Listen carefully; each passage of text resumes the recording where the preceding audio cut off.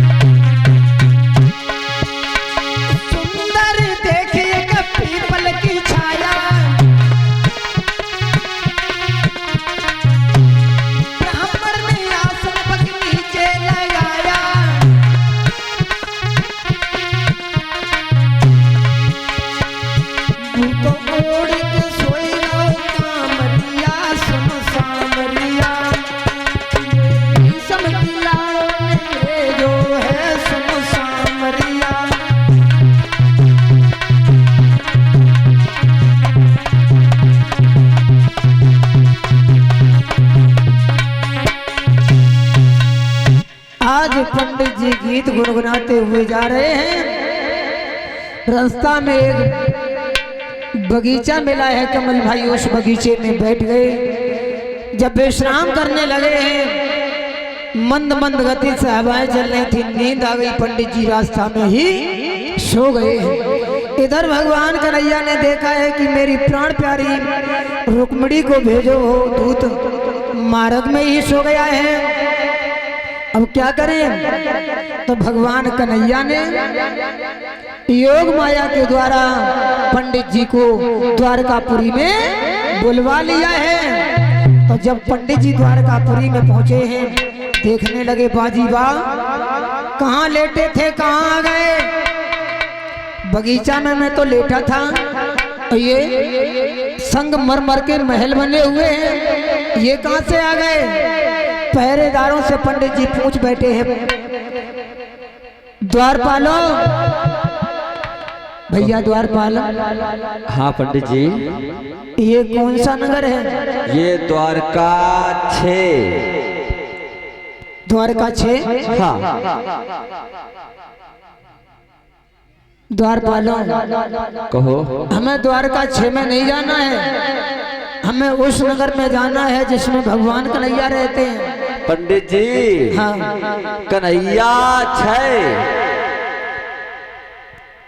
पंडित जी ने ये मन में विचार किया, मुझे मालूम पड़ता है रुक्मिणी ने इस पत्र में ये तो नहीं लिखा है कि कौन सी द्वारका में जाना है, एक द्वारका में जाना है, 2 द्वारका में। पंडित जी क्या सोच रहे हैं पंडित जी, कहाँ ऐसे गिन रहे भैया। हाँ हम ये गिन रहे हैं क्या कि हमें उस नगर में जाना है जिसमें भगवान रहते हैं। अच्छा। हाँ पंडित जी। हाँ। आप वहाँ पर जाओगे, देवकी वसुदेव को प्यारो, यशोदा नंद को दुलारो, भगवान श्याम सुंदर से मिलना है। बिल्कुल बिल्कुल बिल्कुल। पंडित जी आपके यहाँ पे हर बात करने के बाद में लोग है लगाते हैं, हमारे यहाँ पे हर बात करने के बाद में 6 लगाते हैं। वही द्वारकापुरी है जिसमें श्याम सुंदर रहते हैं। हाँ। इसी में भगवान कन्हैया रहते हैं। हाँ, इसी में श्याम सुंदर रहते हैं। तो अबे तक वो छक्काड़े के पाड़े में काहे को ले जाए रहा हूँ मैं? पंडित जी क्या करे, तुम भाषा न द्वार पालो कहो। रास्ता बता दो, भगवान कहाँ पर हैं? पंडित जी आप सीधे चले जाना, और दोनों ऊंची ऊंची अटारी दिख रही वही श्याम सुंदर का महल है, बड़ा सा दरबार लगा है। भक्तों आज पहरेदारों ने रास्ता बता दिया, तो पंडित जी जब चले हैं वहां पर जब भगवान कन्हैया से पहले बलराम मिल गए हैं। बलराम से कहने लगे हैं आप कौन हो, हमें भगवान कन्हैया से मिलना, क्या है बात, क्या है मुझे बताओ। नहीं नहीं, मुझे भगवान कन्हैया से ही बात करनी है। तो उसी समय बलराम ने भी रास्ता बता दिया। आज बढ़ते हुए धीरे धीरे पंडित भगवान कन्हैया के पास में पहुंच गए, और जो दूर से पंडित ने देखो कालो का टूटो, पंडित जी कान लगे जब मोड़ी ठग गई। और भगवान कन्हैया ने उसके बाद में ढेड़ी ढेड़ी चितवन से देखो, पंडित जी मन में विचार करने लगे ये कालो कलूटो है सो तो है ही, लेकिन ढेड़ा है ढेड़ा, मोड़ी ठग गई हमें लगे। इसने क्या देख करके इसके साथ में शादी करने का निर्णय ले लिया। इधर भगवान कन्हैया ने देखा कि पंडित जी के दिल में शंका हो गई है, मुस्कुरा दिया है मेरे गोविंद ने, पंडित जी के अंतःकरण को स्वच्छ कर दिया है, निर्मल बना दिया है। बोलिए गोविंद भगवान की। आज श्रोताओं पंडित जी ने सारी हकीकत बताई है कि रुक्मिणी ने तुम्हारे लिए पत्र लिख करके भेजा है, तुम चलो, रुक्मिणी तुम्हारे साथ में विवाह करना चाहती है। पंडित जी कहने लगे हैं जाओ कह देना जाकर के रुक्मिणी से और किसी के साथ न चली जाए। पंडित जी कहने लगे नहीं नहीं कन्हैया, वो तुम्हारे सिवा किसी के साथ में शादी नहीं करेगी, वो रो रो करके मर जाएगी, खत्म हो जाएगी, तुम चलो। आज भक्त तालियां तालियां तालियां बजाओ।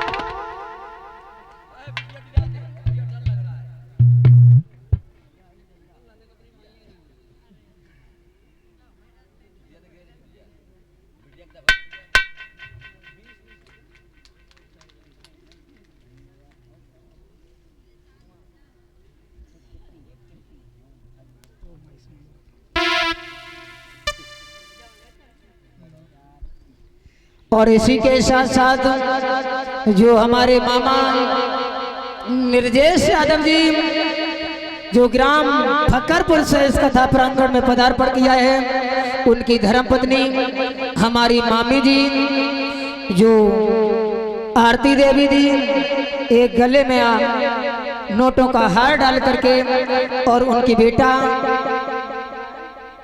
निखिल यादव जी गले में नोटों का हार डाल करके व्यासपीठ को सम्मानित कर रहे हैं। बेटा निखिल की क्या बात है, लाला पुचुर पुचुर। और इसी के साथ साथ में जो हमारे दाऊ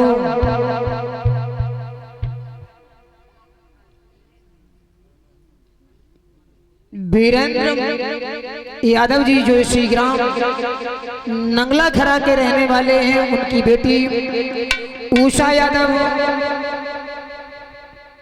उनके माध्यम से जो 101 नोटों का हार और समस्त स्टाफ को 21-21 रुपए देकर के जो ग्राम सुज्जूपुरा से इस कथा प्रांगण में पदार्पण किया है, उनके कर कमलों के द्वारा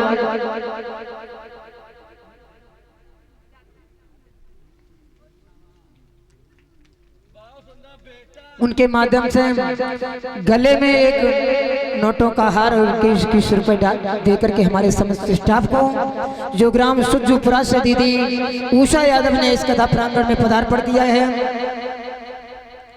और इसी के साथ साथ वीरेंद्र की बेटी नेशा यादव जो ग्राम कैल्ठा से इस कथा प्रांगण में पदार्पण किया है, जो 101 रुपए का नोटों का हार और समस्त स्टाफ को 11-11 रुपए देकर के सम्मानित कर रही हैं दीदी नेशा यादव जी जो ग्राम कैल्ठा से कथा प्रांगण में पदार्पण किया। और हमारी दीदी जो सविता यादव, जो हमारे चाचा श्री सर्वेश सिंह यादव जी की जो बेटी हैं, उनके कर कमलों के द्वारा जो गले में हार आया है, 251 रुपए का हार डाल करके दीदी जी व्यास की पीठ को सम्मानित कर रहे हैं। बोलिए गोविंद भगवान की।